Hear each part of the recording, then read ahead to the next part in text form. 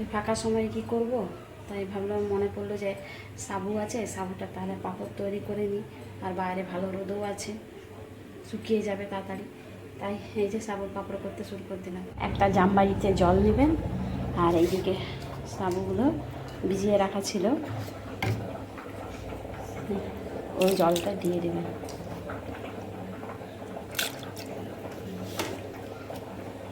এবার এই সাবুটা এখানে বসিয়ে দেবেন, গ্যাসের মধ্যে বসিয়ে দেবেন, একটু গরম হতে দিন। এই যে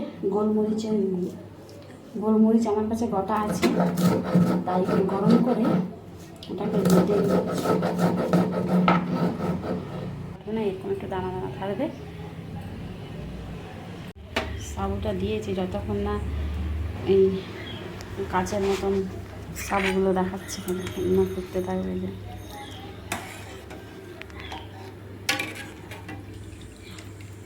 এখনও দেরি আছে। এই যে সাবুটা ফুটতে শুরু করেছে, এই সময় একটু গোলমরিচ গুঁড়া,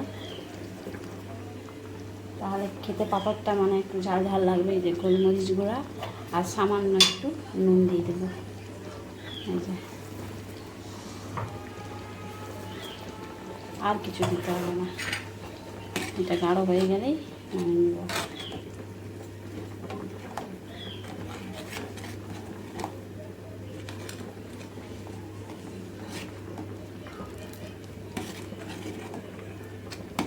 এই 3টা থালাতে, বড় থালাতে সাবুর পাঁপড় তৈরি করব। আর হচ্ছে এই যে তেলটা দিয়েছি, 3টা থালায় তেলটা একটু মাখিয়ে নেব, না মাখালে সাবুটা ছাড়বে না। আর যদি মাখিয়ে রাখি তেলটা, তাহলে সুন্দরভাবে সাবুগুলো উঠে যাবে যখন শুকনো হয়ে যাবে। এই 3টে থালায় তেল মাখিয়ে নিয়েছি। এই যে একটাই পাঁপড় দিয়েছি, এইভাবে থালার মধ্যে একটু একটু করে গোল গোল করে দিয়ে দিতে হবে। তারপর এই যে গোল গোল করে দিয়ে দিতে হবে, তারপর শুকনো হয়ে গেলে আপনি উঠে যাবে। ওই জন্য তেলটা দিবা থালার মধ্যে। সাবুর পাঁপড় বানাচ্ছি।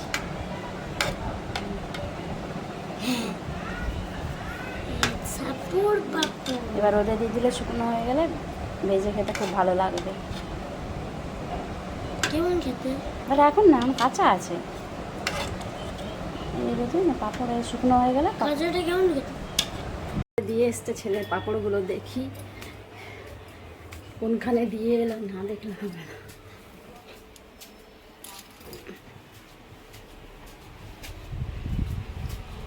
এই যে আবার কি রোদ, যা রোদ পড়েছে পাঁপড় শুকিয়ে যাবে। এই যে 3টে থালাতে হয়েছে, কম করে ছিল ভিজানো, এইখানটাই দিই।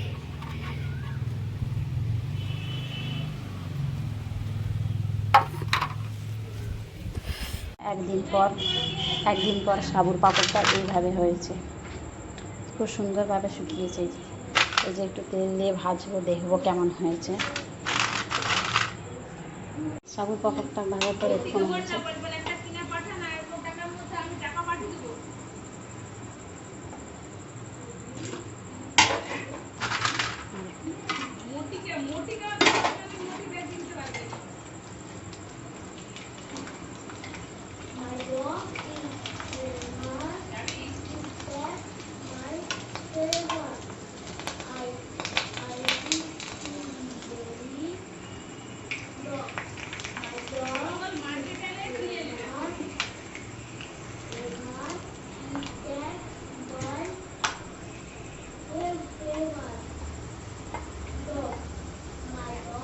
সুন্দর হয়েছে পাঁপড়।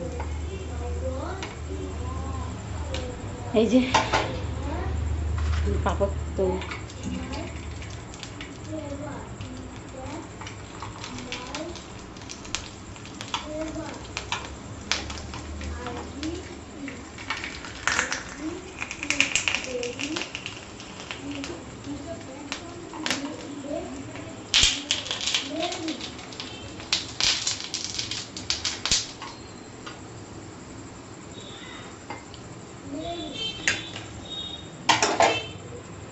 গ্যাসটা বন্ধ করে দিই, সবই একটা পাপড় হয়ে যাবে।